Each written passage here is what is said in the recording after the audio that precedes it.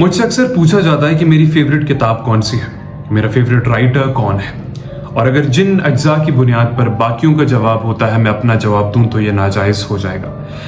लिहाजा अगर कोई मुझसे पूछता है कि वो कौन सा मुसन्निफ है, कौन सा राइटर है जिसके लिखे को पढ़ने के बाद तुम ये सोचने पर मजबूर थे कि क्या वजह होगी कि इस मुसन्निफ ने ये लिखा, एक ऐसा राइटर जिसको पढ़ने के बाद तुम्हें लगा कि ये मुझे बेहतर तरीके से जानता है, मुझसे भी, तो इसका जवाब है मेरे पास। जवाब है फ्रांस काफ्का।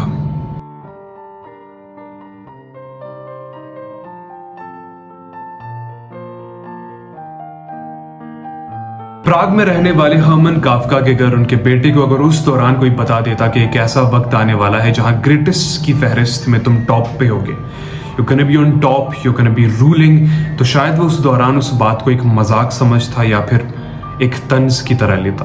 फ्रांस काफ्का एक ऐसी दुनिया में फंस चुके थे जहां उन्हें कोई समझता नहीं था। उन्होंने कोशिश की कि वो दुनिया वालों को बताएं कि वो अंदर से क्या महसूस करते हैं, बट ही फेल्ड। वक्त गुजरते साथ वो ये समझने लगे कि उनकी सिचुएशन ऐसी है जैसे कोई शख्स चिल्ला चिल्लाकर अपने वोकल कॉर्ड्स फाड़ देता है लेकिन फिर भी कोई उसकी आवाज नहीं सुन पाता। काफ्का हाथ पैर मारने की कोशिश करते थे लेकिन फिर भी दुनिया उन्हें नोटिस नहीं कर पाती थी। वो एक ऐसे घर से आते थे जहां बचपन में ही उन्हें सिखाया गया था कि ताकतवर मर्द रोया नहीं करते, लेकिन काफ्का सिर्फ रोना चाहते थे। टिल ही डाइड, काफ्का को रोने का मौका नहीं मिला और वो कभी दुनिया वालों को अपना तूफान समझा नहीं पाए। एक दिन गुस्से में फ्रांस काफ्का फैसला करते हैं कि वो अपने सबसे बड़े दुश्मन को खत लिखेंगे, लेटर्स लिखेंगे जिनमें वो उन्हें बताएंगे कि वो अंदर से क्या महसूस करते हैं। और जब उन्होंने अपने सबसे बड़े दुश्मन यानी अपने वालिद के लिए उन लेटर्स को लिखा, वो कभी हिम्मत नहीं जुटा पाए कि वो उन लेटर्स को उन तक पहुंचा सके। और ऐसे काफ्का के वालिद को कभी पता नहीं चल सका कि काफ्का किस दर्द से गुजर रहा है। इन हालात में वो वाहिद अमल जो काफ्का के सुकून का बायस बनी वो थी राइटिंग, लिखना। काफ्का के लिए एक पेज पर लिखना चिल्लाने, अपनी आवाज ऊंची करने या फिर अपना गुस्सा दिखाने जैसा था। आजकल मॉडर्न एज में लोग इसीलिए लिखते हैं कि उन्हें सेलिब्रिटी स्टेटस चाहिए, लेकिन काफ्का सिर्फ इसीलिए लिखते थे कि वो अपनी रियलिटी से एस्केप करना चाहते थे। वो सिर्फ इसीलिए लिखते थे कि उनको ये वाहिद जरिया लगता था कि वो अपने अंदर का तूफान बाहर ला सके, और ऐसे वो करते भी थे। इसीलिए शायद जब हम काफ्का के वर्क्स को देखते हैं तो उसमें हमें काफ्का की मेंटालिटी और उनकी लाइफ की रिफ्लेक्शन देखने को मिलती है। काफ्का की एक और बड़ी प्रॉब्लम थी, अपने मौत तक वो खुद पर डाउट करते रहे। उन्हें कभी लगा नहीं कि वो एक अच्छे राइटर है। Till his death he never knew what Keck of a writer he was. This video unfortunately is not about France Kafka. ये फ्रांस काफ्का के बारे में नहीं है, बल्कि आज की ये वीडियो फ्रांस काफ्का की जिंदगी के सबसे इंपॉर्टेंट इंसान के बारे में है। ये वो इंसान है जो अगर काफ्का की जिंदगी में ना आया होता तो आज हम में से कोई शायद काफ्का का नाम ना लेता, वैसे जैसे हम लेते हैं। आज की वीडियो फ्रांस काफ्का के गार्डियन एंजल के बारे में है, उनके फरिश्ते के बारे में है, उनके बेस्ट फ्रेंड मैक्स ब्रॉड के बारे में है। फ्रांस काफ्का की और मैक्स ब्रॉड की दोस्ती लॉ स्कूल में हुई थी और कुछ मीटिंग्स के बाद ही दोनों बेस्ट फ्रेंड्स बन गए थे।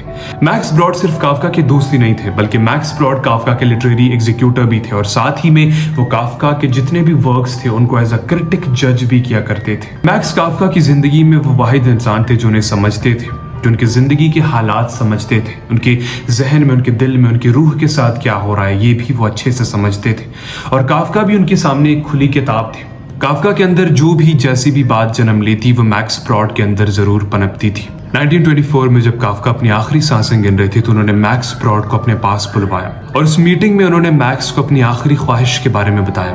उन्होंने कहा कि उनके मरने के बाद वो सारी अनपब्लिश्ड वर्क्स, वो सारी अनपब्लिश्ड किताबें जो मैक्स के पास हैं, वो चाहते हैं कि वो उन्हें जला दें और कभी भी दुनिया तक ना पहुंचाने दें। और इसी ख्वाहिश के साथ फ्रांस काफ्का डाइड।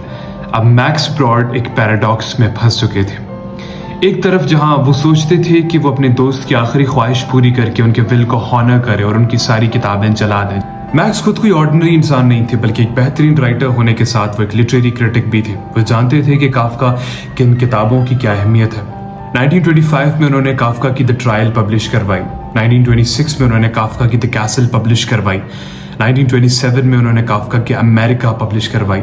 आप जरा इन किताबों के पब्लिकेशन के बगैर काफ्का की लेगेसी को इमेजिन करने की कोशिश करिए, नहीं होगा, क्योंकि यही वो किताबें हैं जो काफ्का की लेगेसी को वो बनाती हैं जिसे हम आज जानते हैं। صرف یہی نہیں بلکہ میکس پراڈ نے اپنے لیٹر پارٹ آف لائف میں کافکا کی بایوگرافی بھی لکھی.